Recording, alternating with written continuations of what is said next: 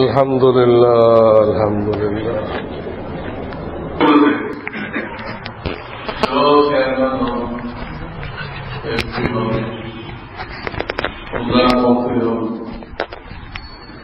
President হবে,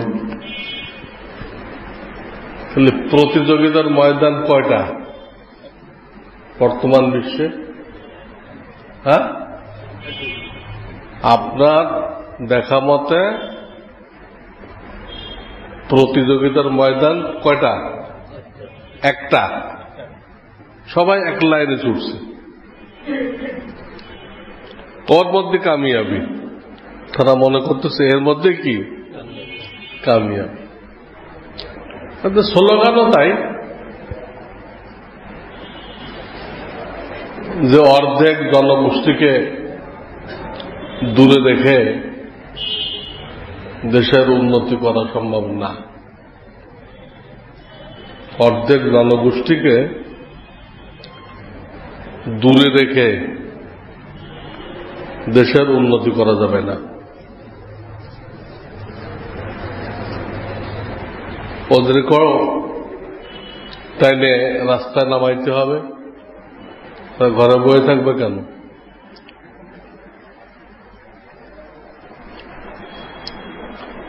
ওদের কি কোনো দিক দিয়ে কম আছে?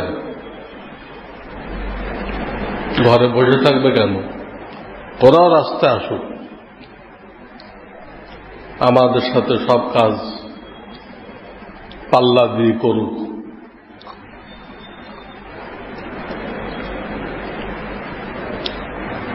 এই হল স্লোগান। ওয়ার্কার বাড়বে, মেয়েরা সব রাস্তায় নেমে গেলে ওয়ার্কার বাড়বে, উপার্জন বাড়বে, দেশ উন্নত হয়ে যাবে। ওয়ার্কার বাড়বে, উৎপাদন বাড়বে, আয় রোজগার বাড়বে, দেশ উন্নত হয়ে যাবে। কাফের মুশরিকদের এই মনোমুগ্ধকর স্লোগান, এই স্লোগান শুনে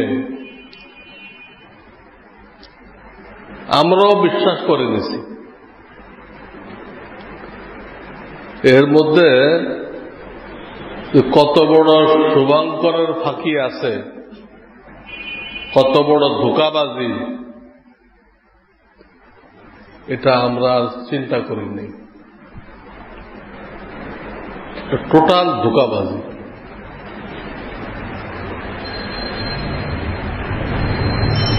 এই কথা ঠিক না। অর্ধেক জনগোষ্ঠীকে দূরে রেখে দেশের উন্নতি করা যাবে না, এটা ধোঁকাবাজি।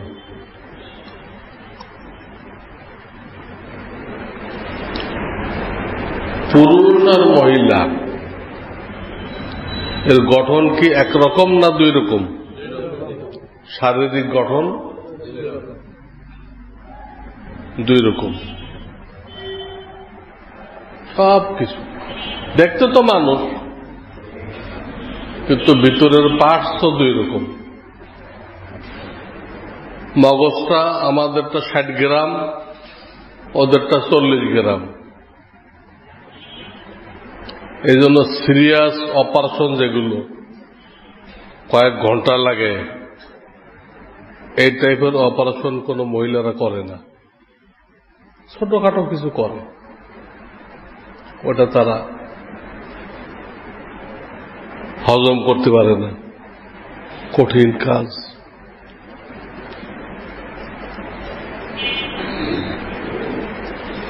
কাফেরদের দেশে যদিও খুব স্লোগান দেওয়া হয়েছে নারী মুক্তির, কিন্তু সেইখানে নারীকে বড় কিছু দেওয়া হচ্ছে না। দেখান পুরা বিশ্বে কয়জন নারী প্রেসিডেন্ট হয়েছে? পুরুষের সাথে মিল করেন, অর্ধেক হয় কিনা? কয়জন নারী প্রধানমন্ত্রী হয়েছে?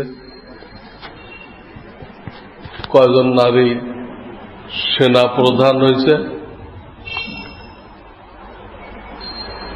কয়জন নারী বিমান চালাইতেছে? পুরুষের অর্ধেক হবে? সম্ভব না। স্লোগান দিলে হলো, সম্ভব না।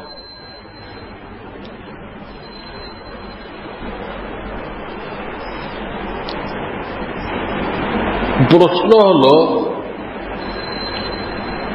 যে এক ময়দানে এখন প্রতিযোগিতা করতেছে, এটা আপনি বলতেছেন ঠিক না,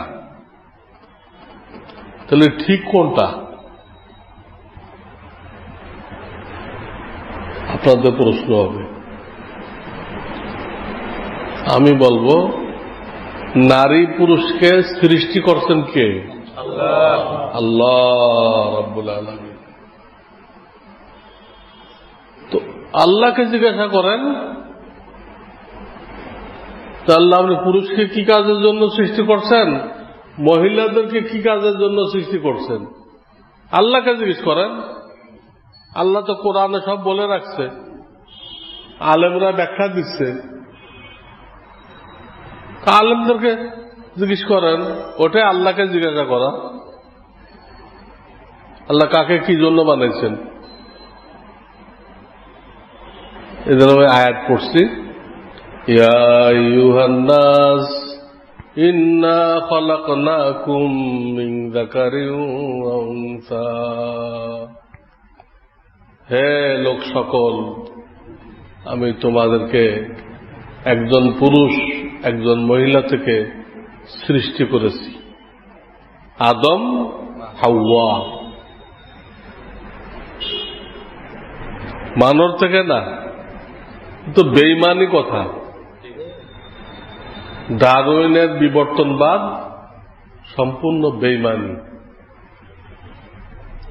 সম্পূর্ণ বেঈমানি কথা। এতে আমাদের ছেলেপেলেকে বেঈমান বানানো হইতেছে, আপনার কলিজার টুকরা সন্তানকে বেঈমান বানানো হইতেছে। আখিরাতে আপনার কোনো উপকার করতে পারবে না, আপনাকে টাইনে দোজখে নিতে পারবে। আবু ওই বেঈমানের লাইন আমাকে দিছিলে কেন? ইমানের লাইন পাও নাই তুমি? তুমি দুনিয়াতে ইমানের লাইন পাও নাই? মাদ্রাসা দেখো নাই? এই বেঈমানের লাইনে কেন দিছিলে? আপনার উপকার কিছু করতে পারবে না, টাইনে দোজখে নিতে পারবে। তাই আল্লাহ বলতেছেন, আমি একজন পুরুষ একজন মহিলা থেকে তোমাদেরকে সৃষ্টি করেছি। وَجَعَلْنَاكُمْ شُعُوبًا وَقَبَائِلَ لِتَعَارَفُوا। তোমাদেরকে বিভিন্ন গোত্রে আমি ভাগ করে দিচ্ছি, বিভিন্ন গোত্রে। আছে না, একজন গাজী, একজন খন্দকার, একজন তরফদার, একজন জোয়ারদার, একজন তালুকদার, আছে কিনা?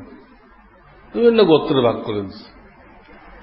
এটা কোনো ফজিলাতের জন্য না যে সৈয়দ বংশ হলে সে আল্লাহর কাছে খুব প্রিয়, ফজিলাতের জন্য না।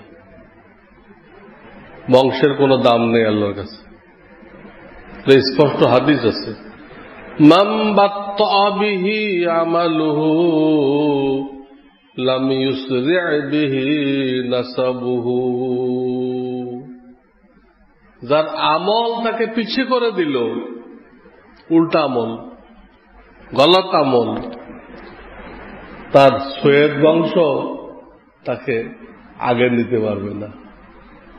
কারণ আমল যদি খারাপ হয়, যত সৈয়দ বংশের লোক হোক, নবীদের বংশের লোক হোক, সে আগে যেতে পারবে না। আর সুইপার যদি ইমানদার হয়, সুইপার ঠেলা গাড়িওয়ালা, সে ইমানের মেহনত করছে, নামাজের মেহনত করছে, তো সে আমেরিকার প্রেসিডেন্টের উপরে, আল্লাহর কাছে আমেরিকার প্রেসিডেন্টের উপরে। কিসের জো বাইডেন? কিচ্ছু না। কিসের ট্রাম্প? হাওয়া। তো বলতেছে এই যে বিভিন্ন গোত্রে ভাগ করছে এটা ফজিলতের জন্য না, কি তার যাতে তোমরা একজন আর একজনকে চিনতে পারো, একজন আর একজনকে। এক নামের অনেক লোক থাকে, যদি বললো গাদি পাড়ার অমুক, তাহলে চিনবে। ওই নামে আর একজন আছে সর্দার পাড়ায়, তো পার্থক্য হয়ে গেল না? এটা শুধু পরিচয়ের জন্য। কিন্তু শুনে রাখো, সম্মান কিসের দ্বারা হবে? ইন্না আকরামাকুম ইনদাল্লাহি আতকাকুম, তোমাদের মধ্যে আমার কাছে সবচেয়ে সম্মানী, পুরুষ হোক মহিলা হোক, সবচেয়ে সম্মানী ওই ব্যক্তি যার অন্তরের মধ্যে তাকওয়া, আল্লাহর ভয় আছে, গুনাহ বর্জন করে, করণীয়গুলো ঠিক মতো করে, বর্জনীয়গুলো বর্জন করে। সুদ, ঘুষ, জুয়া, ক্যাসিনো, চুরি, ডাকাতি, মিথ্যা গীবাত, খুন খারাপি, বাপ মাকে কষ্ট দেওয়া, সব কি হারাম। এগুলোর থেকে বেঁচে থাকে। তাকওয়া থাকলে সে এগুলো করবে না। তো আল্লাহ বলতেছেন যার দিলে তাকওয়া আছে আমার কাছে সে দামি, সেই সম্মান। ইন্না আকরামাকুম ইনদাল্লাহি আতকাকুম ইন্নাল্লাহা আলিমুন খাবীর, নিশ্চয় আল্লাহ মহা জ্ঞানী এবং সকল বিষয় তিনি খবর রাখেন। তাকে খবর দিতে হয় না, নিজেই খবর রাখেন। এই আয়াত সামনে রাখেন আর গবেষণা করেন যে পুরুষ মহিলা কি একই ময়দানে প্রতিযোগিতা করবে? দৈহিক গঠন যখন দুই, তো কর্মক্ষেত্রও দুই, কর্মক্ষেত্রও কি দুই। এর আমি দুটা হাদিস শোনাব। জান্নাত থেকে আদম হাওয়া আলাইহিস সালাম যখন দুনিয়াতে আসলেন, তো আল্লাহর পক্ষ থেকে জিবরিল আলাইহিস সালাম আসলেন, এসে বলে দিয়ে গেলেন আদম আলাইহিস সালামকে বাইরের সকল কাজ, চাষাবাদ করা, ফসল লাগানো, এই টাইপের যত আছে, গরু ছাগল লালন পালন করা, এরকম বাইরের যত কাজ আছে এগুলো সব আপনার। আল্লাহর পক্ষ থেকে জিবরাইল বলে দিয়ে গেল। আর মা হাওয়াকে বলে দিয়ে গেল ওনার জন্য জান্নাতি দুম্বার থেকে কিছু লোম আনছিলেন, লোম, বড় বড় লোম। বলেন এই লোম দিয়ে তুমি সুতা বানাইবা, সুতা বানায় ওটাতে কাপড় বানাইবা, মানে তুমিও পরবা, তোমার স্বামীকেও দিবা, নিজেও পরবা, স্বামীকেও পরাইবা। আর আদম আলাইহিস সালাম রোজগার করবে, নিজেও খাবে, স্ত্রীকেও খাওয়াবে। কি দায়িত্ব এক থাকলো না ভাগ হয়ে গেল? উনি রোজগার করবে একা খাওয়ার জন্য না, নিজেও খাবে, স্ত্রীর পুত্রকে খাওয়াবে। আর ইনি পাকশাক করবে, লেবাস তৈরি করবে, নিজেও পরবে, স্বামীকেও দিবে। একটা হাদিস। দ্বিতীয় হাদিস হল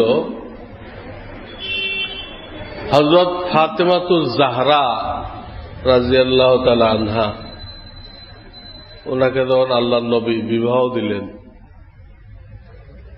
হযরত আলী কাররামাল্লাহু ওয়াজহার সাথে, তো নিজে আসলেন, মেয়ের বাড়িতে আসলেন, আসিয়া দুজনকে বসাইলেন, বসে এই কথাটাই বললেন যে আলী, বাইরের যত কাজ আছে, আয় রোজগার বাজার ঘাট, আয় রোজগার বাজার ঘাট সব তুমি করবা, আর নিজের কলিজার টুকরা মেয়েকে বলেন, মা, আভ্যন্তরীণ যত কাজ আছে, অর্থাৎ চাক্কি দিয়ে আটা তৈরি করা, আটা তৈরি করা, বাড়ির কুয়া থেকে পানি তোলা, রান্না বান্না করা, ঘর গুছায় রাখা, আল্লাহ সন্তান দিলে তাদের লালন পালন করা, মানুষ বানানো। মহিলারা শুধু মানুষ জন্ম দেওয়ার কারখানা না, মানুষ তৈরি করার কারখানা। খুব ভালো করে শুনে রাখেন, মা বোনরা শুধু মানুষ জন্ম দেওয়ার কারখানা না, তারা মানুষ তৈরি করার কারখানা। 6-7 বছরে না প্রতিষ্ঠানে যায়, এই 6-7 বছর আগ পর্যন্ত কার কাছে থাকে? মায়ের আঁচলের নিচে থাকে। মা এই 6-7 বছর এর মধ্যে কোরআন পড়াই দিতে পারে, প্রত্যেকটা কাজে নবীজির সুন্নত, কিভাবে খাইতে হবে, কিভাবে পাজামা পরতে হবে, কিভাবে টয়লেটে যাইতে হবে, একটা একটা করে মা শিখাই দিতে পারে না? প্রত্যেকটা পরিবারে বাপ হলো প্রিন্সিপাল, পরিচালক, দেখাশোনা করেনওয়ালা, কিন্তু টিচার কে? টিচার তো মা। যেসব লোকেরা মায়ের তালিম পাইছে তারা কোনো অন্যায়তে জড়িত হবে না, ঘুষ খাবে না, সৎ পথে থাকবে। আর যারা মায়ের স্নেহ মমতা পায় নাই, মায়ের তালিম পায় নাই, কাজের বুয়ার কাছে বড় হয়েছে, মা তো অফিসে, মা তো বেরাকে, মায়ের স্নেহ পায় নাই, পাষাণ হয়ে গেছে, পাষাণ। স্নেহ মমতা পাইলে তার দিলটা নরম থাকে, তো পায় নাই। মায়ের তালিমও পায়নি, ইংলিশ মিডিয়াম পড়ছে, ডগ আর ক্যাট এগুলো পড়ছে।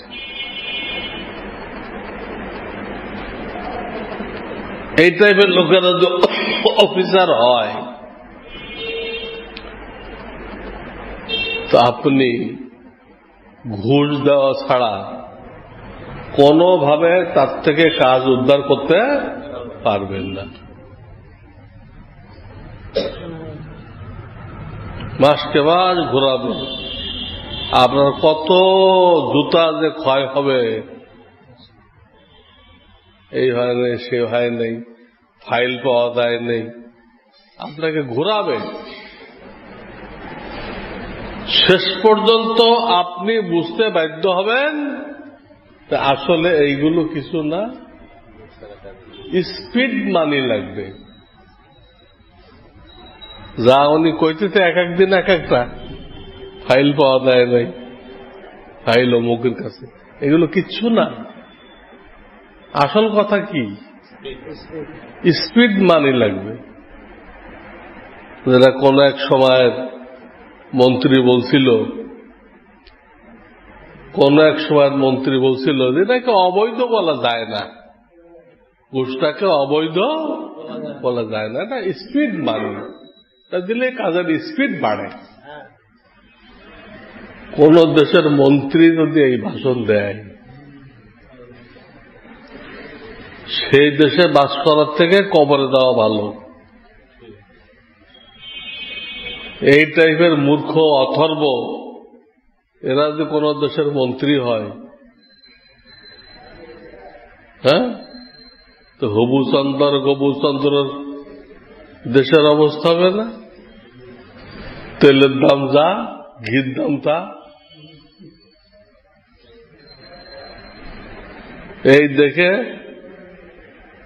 হ্যাঁ, উস্তাদ তো থাকে না, এই দেশে ইনসাফ নেই।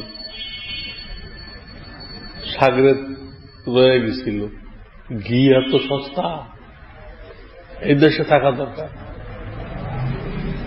এক লম্বা কিস্সা। থেকে তো গেছিল, থেকে স্বাস্থ্য খুব ভৌগোলিক দিক দিয়ে মোটা তাজা হয়েছিল, কিন্তু পরে তো বিপদ হয়ে গেছিল। এক লোকের বাড়ি ও শীত কাটতে দেয়, ওয়াল পড়ে গেছে, চোর চাপা পড়ে মরে গেছে। হবুচন্দর গবুচন্দ্রের দেশ। চোর ও শীতের তলে চাপা পড়ে মারা গেছে। মারা গেলে চোরের লোকেরা রাজার কাছে বিচার দিছে যে ওই বাড়িওয়ালা কেমনে বিল্ডিং বানাইছে, শীত পড়ে আমাদের লোক মারা গেছে। এখন বাদশাহ ওই বাড়িওয়ালা ডাকছে, তুমি কেমনে বানাইছো, ফাউন্ডেশন দিছ, মানুষ মারা গেল কেন? স্যার আমার তো দোষ না, তা আমি একটা মিস্ত্রি দিয়ে বানাইছিলাম, এই কোন গোলমাল করছে। আচ্ছা, তুমি মিস্ত্রিকে ডাকো, ওরে ফাঁকিয়ে দিতে হবে, ও কাজে ফাঁকি দিছে, ও ঠিক মতো কাজ করেনি। মিস্ত্রি ডাকছে, মিস্ত্রি কয় স্যার আমার তো কোনো দোষ না, ওই দেখি কোনই না কি বলে তার দিয়ে যে সিমেন্টটা লাগায়, আরে লোহার একটা জিনিস কনি, এই কামারে কনিটা ঠিক মতো বানায় নাই, এই জন্য ঠিক মতো করতে পারিনি আমি, হ্যাঁ, ওই সিমেন্ট গুলো বসাইতে পারি নাই। দোষটা হলো ওই কামার। বাচ্চা কয় তা ঠিক আছে, তাহলে কামারকে ধরে নিয়ে আসো। কামারকে ধরে আনছে, আইনে দেখে দের গলা এত চিকন কামারের, 100 বার ফাঁসি দিলেও এই কামারের কিছু হবে না। ফাঁসির একটা মাপ আছে তো, ওর গলা এই মাপের মধ্যে পড়ে না, ও লটকাই থাকবে কিন্তু মরবো না। গলা একটু মোটা হয়তো তাহলে ঠিক ছিল, তাহলে এখন কি হবে? এত কিছুর পরে কামারকে আনা হলো, কামার তো খাটতেছে না। তখন বাদশা বলল, তাহলে দেখো আমার রাজ্যে মোটা গলাওয়ালা কে আছে, তালাশ করে ওই যে হ্যাঁ শিষ্য খুব ঘি খাইছে, ওরে পাওয়া গেছে মোটা গলা, ঠিক আছে এইটাতে ফাঁসি দাও। বুঝতেছেন তো বিচার কিরকম হয়? বিচার কাহাকে বলে? ওরে ফাঁসি দেবে। এবার শিষ্য, গুরু তো আগেই ভাগছে, এই দেশে টাকা পাবে না, এই দেশে কোনো ইনসাফ নেই। আর ওরে ধরে আসছে, এই খবর গুরু পাইছে, আমার শিষ্য তো ফাঁসি হয়ে যেতেছে, শিষ্যরে কেমনে বাঁচানো যায়। সে মোটা এক কিতাব কান্দে করে লয়ে আসছে, বহুত মোটা কিতাব, বুখারী শরীফের কয়েক গুণ বড়।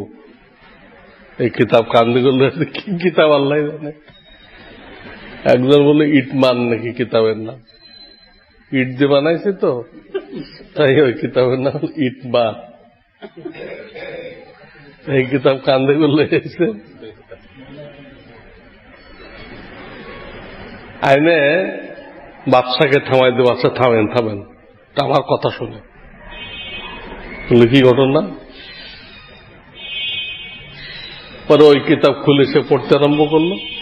কোন ভাষায় লেখা আল্লাহ জানে, ওই ভাষাও সবাই জানে না। তো ওখানে লেখা আছে এই দিন এই টাইমে যার মৃত্যু হবে সে বিনা হিসাবে বেহেশতে চলে যাবে, এই লেখা ওই কিতাবে।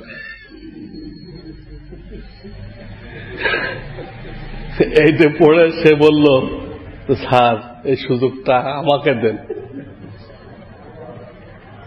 বিনা হিসেবে বেচতে দেওয়া যাবে, তা আমাকে সুযোগটা দিলে ভালো হয়। এখন বাচ্চা বলছে, না এই সুযোগ তোমাকে দেওয়া যায় না, এত সুবর্ণ সুযোগ, এটা আমারই নিতে হবে।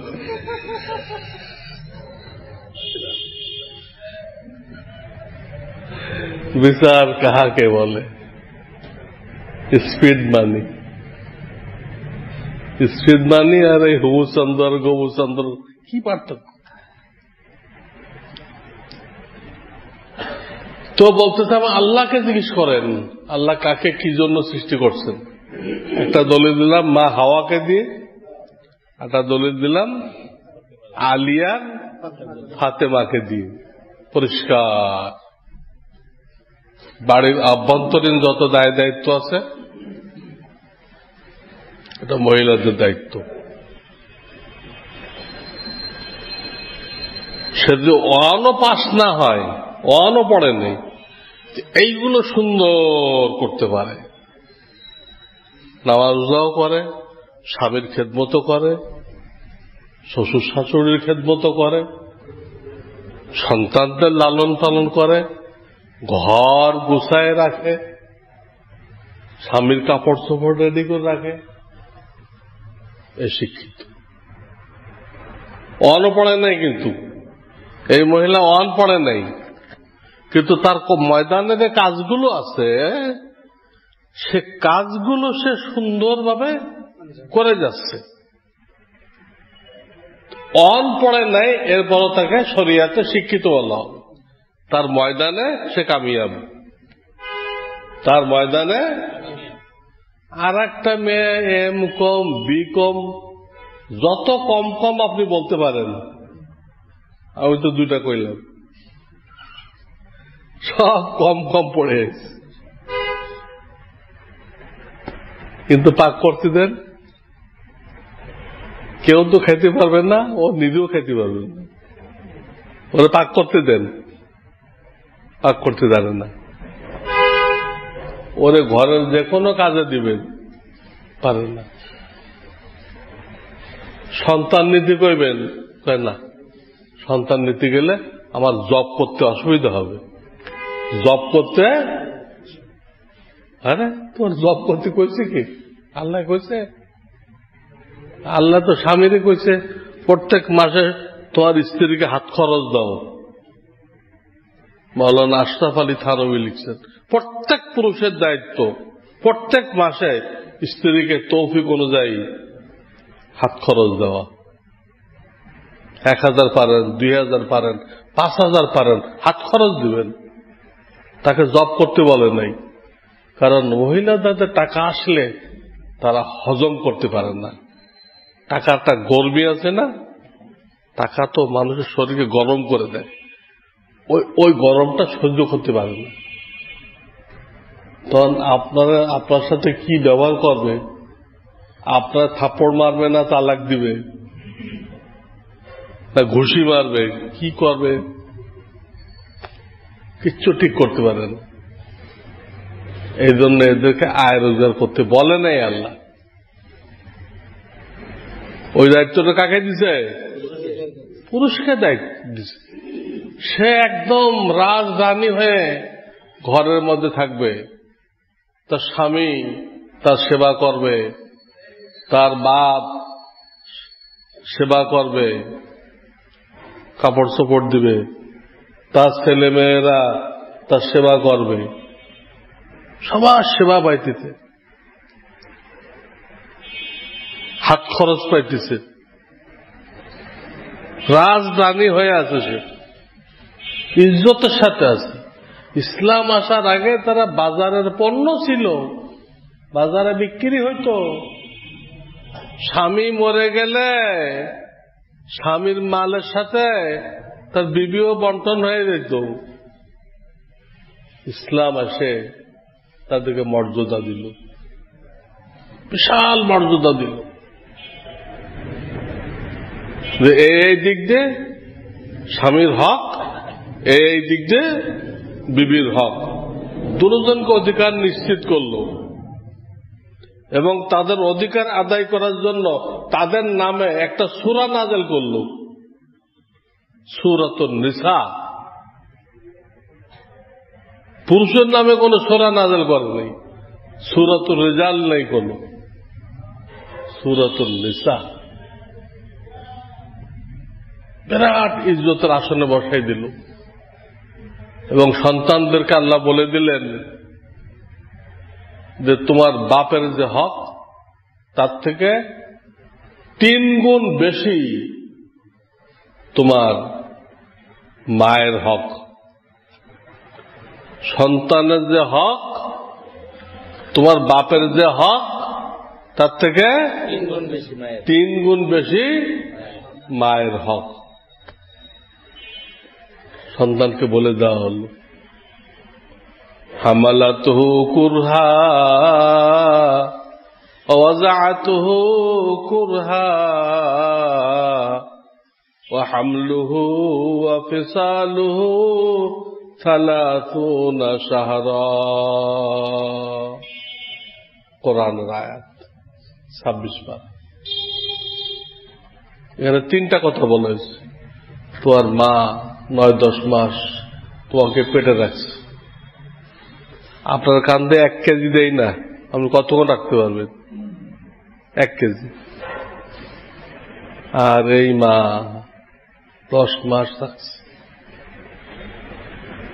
এরপরে মৃত্যুর সাথে সাক্ষাৎ করে সে এই সন্তানকে ভূমিষ্ঠ করছে। সন্তান জন্ম হওয়া কোনো সহজ কথা না, তো ফটাফট কেটে ফেললে। আগের যুগে কত মহিলা ইন্তেকাল করছে, তারা শহীদ হয়ে গেছে, বিনা হিসাবে বেহেশতে চলে গেছে, আর এক কষ্ট। এরপরে 30 মাস পর্যন্ত কোলে করে, বুকে কাঁধে করে এই বাচ্চাটাকে বড় করছে। তো কোন পুরুষ পারবে?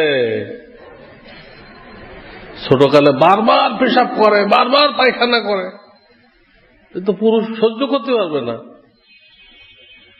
পুরুষ যদি পালতে দেওয়া হয় তো 2-1 বার সাফ করে দূর ড্রেনে, এটা ডাস্টবিনে দিয়ে আসো, সারা দিন পায়খানা করতে থাকে। কিন্তু মায়ের তো তা বলে না, মা তো ঠিকই লালন পালন করতেছে, পেশাব করে ভেজাই দিচ্ছে, ওই জায়গায় মা থাকে, বাচ্চাকে শুকনা জায়গায় রাখে, আবার বাচ্চার জন্য ঠান্ডা না লাগে। এই সমস্ত মায়ের কুরবানির বদৌলতে আজকে আপনি আমি ডাক্তার, ইঞ্জিনিয়ার, কত কিছু হয়েছে। হ্যাঁ, ইমাম, খতিব, মুফতি। কুরবানিটা কার? এই যে 3টা কুরবানি, 10 মাস পেটে রাখছে, মৃত্যুর সাথে সাক্ষাৎ করে ভূমিষ্ঠ করছে, 30 মাস লালন পালন করছে। এই 3টে কুরবানির ভিতরে কি বাপ শরীক আছে? এই জন্য মায়ের হক 3 গুণ বেশি। পশ্চিমারা যে স্লোগান দিচ্ছে, এটা ভুল স্লোগান। তাদের যদি আপনি বের করে নিয়ে আসেন, সম্মানজনক কিছু তো পাবে না।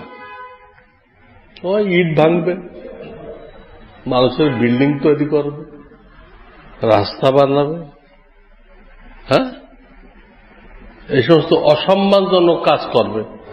আবার ঘরে ফিরে তার যে দায়িত্ব ছিল পাকশাক করা, ওগুলো কিন্তু ঠিক আছে, একটাও কমে নেই। তাহলে নারী মুক্তি কিভাবে হলো? ডবল কষ্ট দিলেন। আগেরটা ঠিক আছে, আবার তার দিয়ে ইট ভাঙাইতেছেন, রাস্তা বানাইতেছেন, আবার সেটা নাম দিচ্ছেন কি? নারী মুক্তি। 18 বছর থেকে একদিনও কম থাকলে তার নাম দিচ্ছে কি? বাল্য বিবাহ। আর 15 বছরে বালেগ হয়ে যায়, মা হয়ে যায়। মা হওয়ার পরও 3-4 বছর পার হয়ে গেছে, এখনো ইসলামের দুশ্মন, দেশের দুশ্মন, এনজিও, এই বেরাক, আশা যত আছে সব ইসলামের দুশ্মন, দেশের দুশ্মন, মা বোনদের ইজ্জতের দুশ্মন। এরা আগে একবার ব্যবসা করতে এসে এদের দখল করছিল, ইংরেজদের হিন্দুদের সাথে ষড়যন্ত্র করে, আবার 100 বছর যাইতে না যাইতে আবার আর এক নামে আসছে, শিক্ষা এবং সেবার নামে আসছে। হাফিজ জিজুর রহমাতুল্লাহ বলতেন, একই বউ শাড়ি বদল করে আসছে, আগে এক শাড়ি পরে এসেছিল, আর এক শাড়ি পরে আসছে, লোক একই। আবার সুযোগ পাইলে এদেশ আবার দখল করবে, আপনাকে গোলাম বানাবে। আগে 200 বছর গোলাম বানায় রাখছিল, আবার গোলাম বানাবে। তারা এইসব স্লোগানগুলো দিচ্ছে, মেয়েদেরকে শেখাইতেছে, বলো দেহ আমার, সিদ্ধান্ত আমার। তো কুফরি কালাম। দেহ আল্লাহর, দেহ তুমি তৈরি করছো, তোমার বাপ মা তৈরি করছে। জিনার রাস্তা খোলার জন্য এই স্লোগান দিচ্ছে, দেহ আমার, সিদ্ধান্ত আমার, আমার দেহ যাকে ইচ্ছা তাকে দিব। নাউজুবিল্লাহ, নাউজুবিল্লাহ। কি স্লোগান দিচ্ছে, কিসের ঘর, কিসের বর? হ্যাঁ, ভাঙ্গা ঘরে থাকবো না, স্বামীর সংসার করব না, এগুলো স্লোগান শেখানো হইতেছে। দেশের দুশ্মন, ইসলামের দুশ্মন। এই যে তার একটা স্লোগান শিখাই দিল যে অর্ধেককে বেকার রেখে দেশের উন্নতি করা যাবে না। ওরা কি বেকার না কাম করে খাই দিছে? বেকার কোথায়? দ্বিতীয়ত, আপনি ওদেরকে বেকার করে ওদেরকে আনতেছেন, সব পুরুষদের কি চাকরি দেওয়া হয়ে গেছে? আগে দেন। এদেশে যত পুরুষ আছে স্বাস্থ্যবান, এদের সবাইকে চাকরি দেওয়া হয়ে গেছে? যদি সবাইকে চাকরি দেওয়ার পরে কাজের ময়দান খালি থাকে, তখন না বলতে পারেন যে আর কিছু ওয়ার্কার না আনলে তো এই মিলগুলো চলতেছে না। সবাইকে আগে চাকরি দিতে হবে। পারছে সবাইকে দিতে? বললেন না কেন? পারে নাই।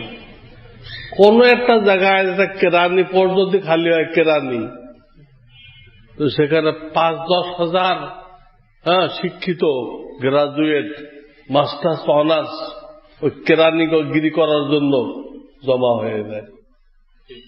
5-10 হাজার। অনেকে সৎপথে থাকার জন্য চাকরি যখন নেই, চাকরিতে পাশ করলেও চাকরি হয় না, লক্ষ লক্ষ টাকা ঘুষ লাগে, ঘুষ। এই কারণে তারা রিক্সা চালাচ্ছে। বহু শিক্ষিত যুবক সৎপথে থাকার জন্য সিএনজি চালাচ্ছে। ঠিক কানা? তাহলে আপনি পুরুষদেরকে চাকরি না দিয়ে এদেরকে ঘরতে বের করতেছেন কেন? দেখে যুক্তিতে ধরে? এনজিওদের কথাগুলোকে যুক্তিতে ধরে? এবং এই যে ব্যয় করতেছেন, এতে ইসলামের একটা পারিবারিক বন্ধন দিছিল। পারিবারিক বন্ধন, স্বামী স্ত্রী সন্তান নিয়ে আরামের সাথে জিন্দেগি পার করা, এটা নষ্ট হয়ে যাবে না? কারণ স্বামী এক জায়গায় চাকরি করে, বউ আর এক জায়গায় চাকরি করে, ছেলেপেলেগুলো স্কুলে, মায়ের মমতা, মায়ের শিক্ষা থেকে বঞ্চিত, ঘরে তালা, স্বামী এক জায়গায়, মা এক জায়গায়, বাচ্চারা আর এক জায়গায়। বিকেলে যখন টায়ার্ড হয়ে ফিরে আসে, স্বামী স্ত্রীর খেদমত করবে, স্ত্রী স্বামী করবে। নিয়ম তো স্ত্রী স্বামীর করবে, কিন্তু স্ত্রী তো দুর্বল, কিন্তু বেশি ক্লান্ত হয়ে আসছে। এই জন্য স্বামীর কি করতে হইতেছে? চা বানায় স্ত্রীকে খাওয়াইতে হইতেছে, স্ত্রীর পাও টিপে দিতে হইতেছে। সব উল্টা, গবুচন্দ্র গবুচন্দ্র, সব উল্টা, সব উল্টা। তারপরে সংসার ভাঙতেছে কেমনে? পুরুষ যেখানে চাকরি করে ওখানে মহিলা আছে না, তাদের সাথে বছরকে বছর উঠা বসা করতে যায়, ওইসব মহিলাদের সাথে সম্পর্ক হইতেছে কিনা বলেন?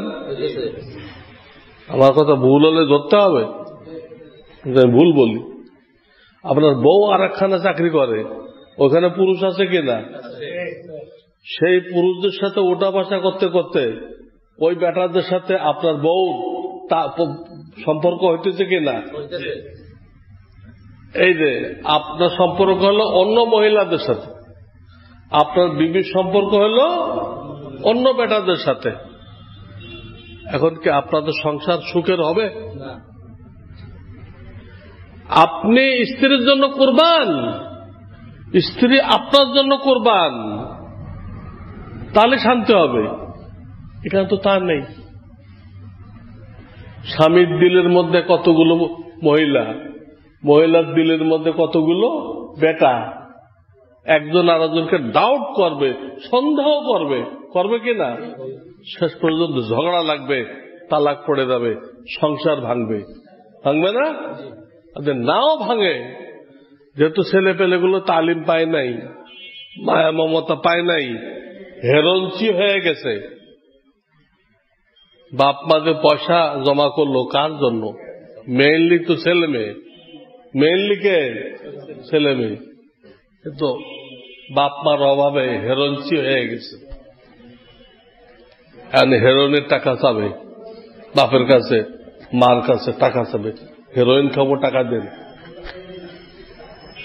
যদি না দেয় সোজা বাপকে গুলি করে দিবে। এ তো দয়া মায়া পায় নাই, দয়া মায়া নেই এর। আর মাকে গুলি করবে না, মাকে বটি দিয়ে জবাই করবে। তো বাপও গেল, মাও গেল, ছেলের ফাঁসি হয়ে গেল, ছেলে ফাঁসি হয়ে গেল। টাকা যে জমা করলেন তা ব্যাংকওয়ালা খাইল, আপনার ছেলে পেলে তো পাইল না। বাস্তব কিনা? এক পুলিশের মেয়ে যে বাবুনগরের উপরে খুব জুলুম করছিল, সেই পুলিশরে আর তার বউরে তার মেয়ে হত্যা করছে। বাবুনগরের বদদুয়া। তার নিজের মেয়ে তার প্রেমিককে নিয়ে ওই পুলিশটাকে হত্যা করছে, তার নিজের মাকে হত্যা করছে। এই তো আধুনিক, এই তো ব্রিটিশ শিক্ষা, ব্রিটিশ সিলেবাস। এই জন্য মুক্তির একমাত্র রাস্তা আমাদেরকে ইসলাম শিখতে হবে, কর্ম ময়দান পৃথক করতে হবে। ইসলাম শিখতে হবে, কর্ম ময়দান পৃথক করতে হবে, তাহলে আমরা সুখী হব। এর বাইরে আপনি যত র্যাব আনেন আর যা আনেন, সুখ শান্তির নামও দেখতে পারবেন না। আমার কথা কি কিছু বুঝছেন? এটা অনেক লম্বা একটা বিষয়, আমি খুব শর্টকাটে বললাম, কিন্তু আমার আর একখানে প্রোগ্রাম আছে। আশা করি কিছু না কিছু আপনারা বুঝছেন যে এনজিওদের স্লোগান মিথ্যা। অর্ধেক লোক বেকার না, তারা কাজে আছে, ওদেরকে টাইনে আনার দরকার নেই। যেহেতু সমাজে লক্ষ লক্ষ যুবক বেকার, ওদেরকে আনো। মহিলাদেরকে না এনে ওদেরকে আনো, ঠিক কিনা? এই এনজিও গুলো কোন পুরুষকে লোন দিবে না, লোন দিবে কাকে? ওই মহিলাকে। তার মানে যে কোনো মূল্যে মহিলা বের করো, যাতে জিনা ব্যভিচারকে ব্যাপক করা যায়। জিনা ব্যভিচারকে, কারণ যদি হালাল জাদা হয় এরা এনজিওদেরকে মানবে না, ইংরেজদেরকে মানবে না। জিনা ব্যভিচার ব্যাপক হয়, হারামজাদা হয় সব, ওরা এনজিওদের গোলামি করবে, এনজিওদের গোলামি করবে। ওরা এটা চাইতেছে। ওরা আমাদের দুশ্মন। আপনার দায়িত্ব কি? দুশ্মনের ব্যাপারে হুঁশিয়ার থাকা না উদাসীন থাকা? আমরা হুঁশিয়ার নেই, আমরা দুশ্মনের ব্যাপারে উদাসীন। দুশ্মন আমাদেরকে যেমনে নাচায় তেমনে নাচি, আমাদের কোনো মাথা কাজ করতেছে না, মাথা কাজ করতেছে না। আর সারা দুনিয়ার কাফেররা বাহবা, আরে নারীর সমতায়ন করা হয়েছে, খুব বাহবা দিচ্ছে। বাহবা না, এগুলো পাম দিচ্ছে, পাম। আর আমাদের নেতারা ফুলে আষাঢ়ে ব্যাং হইতেছে, আষাঢ়ে ব্যাং হইতেছে। তারা জানে না কাফেররা কখন প্রশংসা করে? যখন মুসলমান নেতারা ইসলামের 12টা বাজায়, ইসলামের ক্ষতি করে, তখন তারা প্রশংসা করে। তো নারীর ক্ষমতায়ন করে ইসলামকে ধ্বংস করা হইতেছে, পারিবারিক বন্ধনকে খতম করা হইতেছে। 4-5টা ছেলে ফেলে থুয়ে মেয়েরা আর একজনের হাত ধরে চলে দিচ্ছে, এইগুলোর কারণে প্রশংসা করতেছে। আর আমাদের নেতারা মনে করতেছে সাংঘাতিক কাজ করছে, আমরা সাংঘাতিক কাজ করছি। কি কাজ করছো? ইসলামকে ধ্বংস করছো, ইসলামকে ধ্বংস করছো।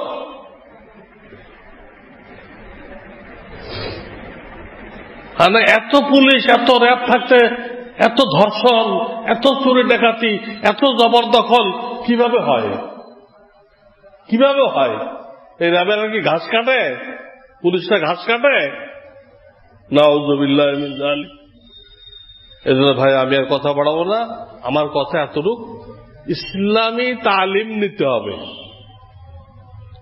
আর কর্ম ময়দান কি করতে হবে?